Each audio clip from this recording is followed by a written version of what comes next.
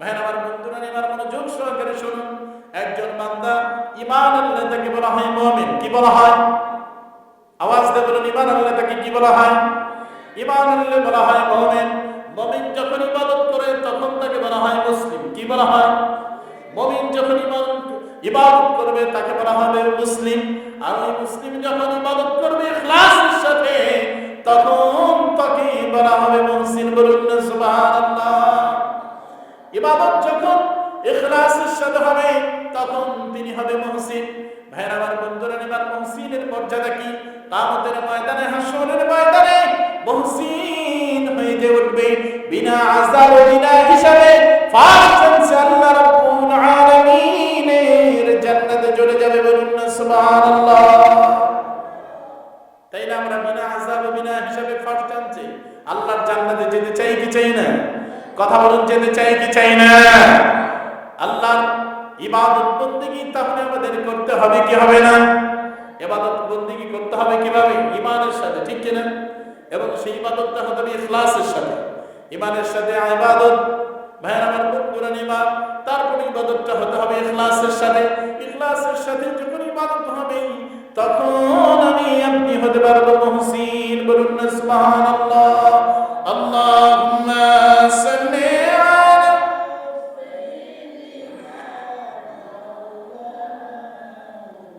ওয়া আলা আলি সাইয়্যিদিনা। একটু জোরে জোরে মুহাব্বতের সাথে বলুন, আল্লাহুম্মা সাল্লি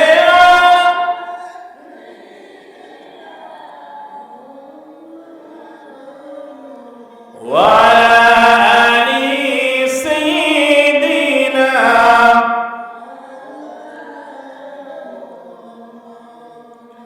আমি চলে যাব, আমায় তোমরা ভুলে যাও না। আমি চলে যাব, আমায় তোমরা ভুলে যাও না। ডানে বামে মাটি আমার, মাটির বিছানা। ডানে বামে মাটি আমার না। বলুন, আমি চলে যাব, আমায় তোমরা ভুলে যাও না। আমি চলে যাব, আমায় তোমরা ভুলে যাও না।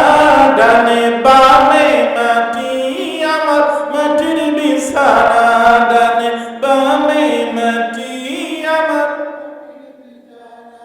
বলুন, ঘরের বিবি ছেলে মেয়ে আছে যাহারা, জন্মের মতো বিদায় করে দিবে তাহারা। বলুন, ঘরের বিবি ছেলে মেয়ে আছে যাহারা, জন্মের মতো বিদায় করে দিবে তাহারা। হায় হায়, এত নিষ্ঠুর হবে মানুষ তা তো জানি নাই। বলুন, এত নিষ্ঠুর হবে মানুষ তা তো জানি না। ডানে বামে মাটি আমার, মাটির বিছানা। ডানে বামে মাটি আমার। আমি চলে যাব, আমায় তোমরা ভুলে যাও না। আমি চলে যাব না। ডানে বামে মাটি আমার, মাটির বিছানা। ডানে বামে মাটি আমার।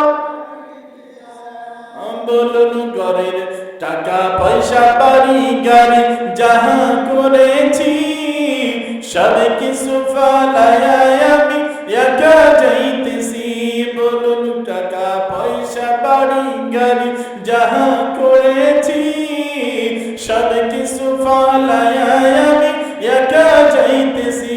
হায় হায়, শেষে বুঝলাম এই দুনিয়ার কিছু আমার না। বলুন, শেষে বুঝলাম এই দুনিয়ার না। ডানে বামে মাটি আমার, মাটির বিছানা। ডানে বামে মাটি আমার বিছানা। ভাইজান, তোমার আমার আপনকে একটু শুনো না। যিনি আপন তিনি কাঁদেন সোনার মদিনা। সুবহানাল্লাহ। একটু মহব্বতের সাথে বলুন, তোমার আমার আপনকে ভাই একটু শুনো না। কাঁদেন সোনার মদিনায়, যিনি আপন তিনি কাঁদেন। হায় হায় ওই নবীজির কাছে চলো হয়ে দিবানা, ওই নবীজির কাছে চলো হয়ে দিবানা। ডানে বামে মাটি আমার মাটির বিছানা, ডানে বামে মাটি আমার। ওই আমি চলে যাব আমায় তোমরা ভুইলা যাইও না, আমি চলে যাব না। ডানে বামে মাটি আমার মাটির বিছানা, ডানে বামে। মারহাবা। আল্লাহুম্মা সাল্লি আলা সাইয়্যিদিনা মাওলানা মুহাম্মদ ওয়া আলা আলি মাওলানা মুহাম্মদ। ভাইরা আমার বন্ধুরা নিমান, তাহলে আল্লাহর ইবাদত বন্দেগী করা দরকার আছে না নাই? যেহেতু এই দুনিয়া ছেড়ে আমাদের সবাইকেই যেতে হবে, ঠিক কিনা বলুন? কবরের যাত্রী আমরা সবাই, কেউ আগে কেউ পরে। ভাইরা আমার বন্ধুরা নিয়ে আমি বলি, ডানে বামে সামনে পিছনে উপরে নিচে যে যে রাস্তায় চলুক না কেন, প্রত্যেকের রাস্তায় একটি, সেটা হচ্ছে আমরা সকলে মৃত্যুর রাস্তায় আছি, ঠিক কিনা? মৃত্যুর রাস্তায় আছি কি নাই? মৃত্যুর রাস্তায় আছি। মুরব্বী বাবাজির যদি 70 বছর হায়াত, অর্থাৎ 70 বছর যদি বয়স হয়ে থাকে, আল্লাহ পাক যদি তাকে 75 বছর হায়াত দিয়ে থাকে, তাহলে 75 বয়স থেকে 70 বছর বয়স বাড়ছে না কমছে? কথা বলুন, বাড়ছে। 75 বছর থেকে 70 বছর হয়েছে, তাইলে কি আরো 70 বছর বাঁচবে? তাইলে কি 75 বয়স আল্লাহ যদি দিয়ে থাকে, 70 বছর মাইনাস হয়ে গেছে, কমে গেছে, 5 বছর বাঁচবে। তাইলে বয়স বাড়ছে না কমছে? হিসাব বুঝছেন? হ্যাঁ, বয়স বাড়ে না কমে? বয়স আসলে বাড়ে না, বয়স কমে, ঠিক কি? আল্লাহ পাক যে আমাকে আপনাকে হায়াত দিয়েছে, তার থেকে যা 30 বছর হয়েছে, 60 বছরের মধ্যে 30 বছর কমে গেছে, ঠিক কি? এজন্যই আমি বলি, সবাই মৃত্যুর রাস্তায় আমরা আছি, ডানে বামে সামনে পিছনে। ও যুবক ভাইরা, যে রাস্তায় চলো না কেন, তোমার আমার রাস্তা একটাই, আমরা সবাই মৃত্যুর রাস্তায় আছি। অর্থাৎ বয়স আমার তোমার বাড়ে না, বয়স আমার তোমার কমে। এর মানে আমরা মৃত্যুর দিকে অগ্রসর হচ্ছি, মৃত্যু আমাদের দিকে আগিয়ে আসতেছে।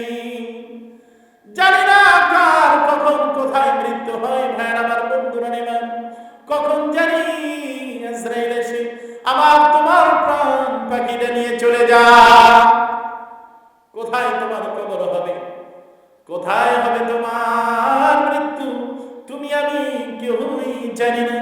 কিন্তু একটা কথা আমি তুমি জানি, সেটা হচ্ছে মৃত্যু আমার তোমার একদিন হবে, হবে, ঠিক কিনা? মৃত্যু সবাই হবে, মৃত্যু। ভাইরা আমার বন্ধুরা নেবার, ছোট বড় যুবক বৃদ্ধ, আলেম উলামা, মাওলানা, মুফতি, বক্তা, পীর, মাশায়েখ, আল্লাহওয়ালা, যেই হোক না কেন, সকলের কাছে মৃত্যু চলে আসবে। মৃত্যু একদিন বরণ করতেই হবে। ভাইরা আমার বন্ধুরা নেবার, তাহলে মৃত্যু আমাদেরকে একদিন বরণ করতেই হবে। মৃত্যুর দিকে আমরা অগ্রসর হচ্ছি, কবরে যাইতে হবে। তাহলে আমরা এই পৃথিবীতে আসলাম, আল্লাহ পাক এত মর্যাদা দান করলেন, আল্লাহ পাক আমাদেরকে সৃষ্টির শ্রেষ্ঠ জীব হিসেবে ঘোষণা করলেন, স্বীকৃতি দিলেন। আল্লাহ পাকের কাছে সমস্ত সৃষ্টির মাঝে আমাদেরকে সবচেয়ে প্রিয় হিসেবে আল্লাহ পাক গ্রহণ করলেন। আল্লাহ পাকের যত সৃষ্টি আছে সকল সৃষ্টির মাঝে আল্লাহ রাব্বুল আলামিন আমাদেরকে সবচেয়ে বেশি সুন্দর করে বানালেন। কেন আল্লাহ রাব্বুল আলামিন বানালেন? কেন আমরা এই পৃথিবীতে আসলাম? ভাই আমার বন্ধুরা নিয়ে আমার হাবিব বলেছেন, যারা আল্লাহুম্মা সাল্লি আলা সাইয়্যিদিনা মাওলানা মুহাম্মদ ওয়া আলা আলি মাওলানা মুহাম্মদ। প্রয়োজন ছাড়া কথা না,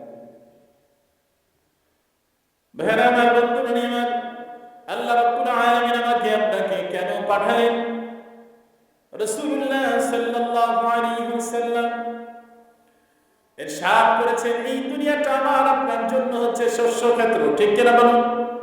যে যেমন এই দুনিয়াতে বাজার করব অর্থাৎ নেক আমল করব, যে যতটুকু আমরা ফসল ফলাবো ওই রকমই কবরে আমি আপনি পাবো, ঠিক কিনা বলুন? ভাইয়ের আমার, বন্ধুরা নিয়ে আমার, এজন্য আল্লাহ ইবাদতের কোনো বিকল্প নাই। যেহেতু ইন্তেকালের পরে দুটি স্থান নির্ধারিত, একটি হয়তো জাহান্নাম না হয়তো জান্নাত। এই দুই স্থানের বাহিরে যাওয়ার কোনো জায়গা নাই, যাওয়ার কোনো সুযোগ নাই। ভাইয়ের আমার, বন্ধুরা নিয়ে আমার, ইন্তেকালের পর দুটি স্থান আমার আপনার জন্য নির্ধারিত। যদি আমি নেক আমল করি, আল্লাহকে রাজি খুশি করে যাই, আল্লাহর হাবিব মুহাম্মদ সাল্লাল্লাহু আলাইহি ওয়াসাল্লামকে খুশি করে যাই, তাহলে আমি আপনি কবরে যাব, কবরটা আমার আবার তোমার জন্য জান্নাত হয়ে যাবে। আর যদি আল্লাহকে বেজার করে গুনাহ নিই, আমরা আল্লাহকে অসন্তুষ্ট করে বেঈমান হয়ে আমরা গুনাহগার হয়ে যদি কবরে যাই, কবর আমার তোমার জন্য সবার জন্য হয়ে যাবে জাহান্নামের গর্ত। এই জন্য কে জান্নাতি আর কে জাহান্নামী এটা আল্লাহ রাব্বুল আলামিন স্পষ্ট করে কোরআনুল কারীমের মধ্যে বলে গিয়েছেন। আল্লাহ রাব্বুল আলামিন বলে দিয়েছেন, ভাইরা আমার, বন্ধুরা নিমান, কে জান্নাতি হবে কে জাহান্নামী। আল্লাহ পাক যেমন বলেন, ওয়াল্লাযীনা আমানু ওয়া আমিলুস সালিহাতি উলাইকা আসহাবুল জান্নাহ। বলুন সুবহানাল্লাহ। আল্লাহ রাব্বুল আলামিন বলেন, ওয়াল্লাযীনা আমানু, আর যারা ঈমানদার মুমিন, যারা আমি আল্লাহর প্রতি ঈমান এনেছে, আমার হাবিবের প্রতি ঈমান এনেছে, জান্নাত জাহান্নামকে যারা, পরকালকে যারা বিশ্বাস করে নিয়েছে, কিতাবের প্রতি যারা বিশ্বাস স্থাপন করেছে, ভাইরা আমার, বন্ধুরা নেবার, ঈমানদার, ওই ঈমানদার ব্যক্তি যদি ঈমানের সাথে ওয়া আমিলুস সালিহাত নেক আমল করে, উলাইকা আসহাবুল জান্নাহ, তাহলে সে হবে জান্নাতি। বলুন না সুবহানাল্লাহ। তাহলে জান্নাতীকে আল্লাহ পাক বলে দিয়েছেন কিনা? কথা বলুন। আল্লাহ রাব্বুল আলামিন স্পষ্ট করে কোরআনুল কারীমের মধ্যে বলে দিয়েছেন, সন্দেহ করার কোনো অবকাশ নাই। যেহেতু কোরআনুল কারীমের শুরুতে আল্লাহ পাক বলেছেন, যালিকাল কিতাব লা রাইবা ফি, এটা এমন একটি কিতাব যে কিতাবের ভিতরে সন্দেহের কোনো অবকাশ নাই। এজন্য ভাইরা আমার, বন্ধুরা নিয়ে আমার, আমরা যেহেতু মুসলমান, ঈমানদার, মুমিন, নিজেদেরকে ঈমানদার দাবি করি, আমরা মৃত্যুকেও বিশ্বাস করি, মৃত্যুর পরে জান্নাত জাহান্নামকেও বিশ্বাস করি, ঠিক কিনা বলুন? ভাইরা আমার, বন্ধুরা নিয়ে আমার, এজন্য ইন্তেকালের পরে কে জান্নাতি হবে কে জাহান্নামী হবে আল্লাহ পাক বলেছেন। আল্লাহ পাক বলেছেন, ওয়াল্লাযীনা আমানু, যারা ঈমানদার, ঈমানের সাথে ওয়া আমিলুস সালিহাত নেক আমল করবে, উলাইকা আসহাবুল জান্নাহ, সেই হবে জান্নাতি। বলুন না সুবহানাল্লাহ। তাই ইবাদত করা দরকার আছে না নাই? ইবাদত বন্দেগী করতে হবে, কি হবে না? ভাইরা আমার, বন্ধুরা, ইবাদত বন্দেগী করতে হবে। ইবাদত যদি না করেন ঈমানের সাথে, তাহলে উপায় থাকবে না, কবরটা আমার আপনার জন্য জাহান্নাম হয়ে যাবে। জাহান্নামী কারা? আল্লাহ পাক কোরআনুল কারীমের মধ্যে সেটাও বলেছেন। আল্লাহ পাক বলেন, ওয়াল্লাযীনা কাফারু ওয়া কাযযাবু বিআয়াতিনা উলাইকা আসহাবুন নার। বলুন না নাউযুবিল্লাহ। ভাইরা আমার, বন্ধুরা আমার, জাহান্নামী কে হবে? আল্লাহ পাক সেটাও কোরআনুল কারীমের মধ্যে বলেছেন, ওয়াল্লাযীনা কাফারু, আর যারা কাফের, ওয়া কাযযাবু বিআয়াতিনা, যারা আমার আয়াতসমূহকে অস্বীকার করে, আমার কোরআনুল কারীমকে যারা মানে না, ভাইরা আমার, বন্ধুরা আমার, আল্লাহ পাক বলেন, উলাইকা আসহাবুন নার, সেই হবে জাহান্নামী। সে কি হবে? জাহান্নামী হবে। তাহলে জাহান্নামী যারা হবে তারা হলো কোরআনুল কারীমকে মানবে না। ভাইরা আমার, বন্ধুরা আমার, আর জান্নাতি যারা হবে তারা ঈমানের সাথে নেক আমল করবে। তাহলে ইবাদত বন্দেগী ছাড়া জান্নাতে যাওয়ার কি কোনো সুযোগ আছে? ঈমানের সাথে নেক আমল অবশ্যই অবশ্যই করতে হবে। এজন্য ভাইরা আমার, বন্ধুরা আমার, নেক আমল না করে জান্নাতি হওয়ার কোনো সুযোগ নেই। আমরা কোরআনুল কারীম থেকে তো জানলাম যে নেক আমল করলে জান্নাতি হওয়া যাবে, জান্নাতে যাওয়া যাবে। ভাইরা আমার, বন্ধুরা আমার, কোরআনুল কারীম আমরা বিশ্বাস করি, হাদিস আমরা বিশ্বাস করি, ঠিক কিনা বলুন? কোরআন বিশ্বাস করি, হাদিস বিশ্বাস করি। মাইকের সাউন্ড দেখুন কমে গেল, সাউন্ড কমে গিয়েছে। ভাইরা আমার, বন্ধুরা নিয়ে আমার, আল্লাহ পাকের হাবিব নূর নবী আমার মুহাম্মদ মুস্তাফা সাল্লাল্লাহু আলাইহি ওয়াসাল্লাম তার পবিত্র নূরের জবানে ইরশাদ করেছেন। আমার হাবিব মুহাম্মদুর রাসূলুল্লাহ সাল্লাল্লাহু আলাইহি ওয়াসাল্লামের কাছে এক সাহাবী আসলেন। সাহাবী এসে জিজ্ঞেস করলেন, ইয়া রাসূলুল্লাহ, ইয়া হাবিবাল্লাহ, নবীজি, ওগো দয়ার নবী, মায়ার নবীজি, কোন পথে চললে আমি জান্নাতে যেতে পারবো? আমার হাবিব মুহাম্মদুর রাসূলুল্লাহ সাল্লাল্লাহু আলাইহি ওয়াসাল্লাম কে সাহাবী জিজ্ঞেস করলেন, ইয়া রাসূলুল্লাহ, ইয়া হাবিবাল্লাহ, নবীজি, দুল্লানি ইলা আমালিন আমিলতুহু দাখালতুল জান্নাহ। ও দয়ার নবী, মায়ার নবীজি, কোন পথে চললে আমি আল্লাহর জান্নাতে যেতে পারবো? সেই পথের সন্ধান আমাকে দিয়ে দিন। বলুন না সুবহানাল্লাহ। সেই পথের কথা আমাকে বলে দিন। আমার রাসূলুল্লাহর আখির নবী মুহাম্মদ মুস্তাফা সাল্লাল্লাহু আলাইহি ওয়াসাল্লাম পাঁচটি কাজের কথা বললেন। কয়টি? কথা বলুন। আল্লাহুম্মা সাল্লি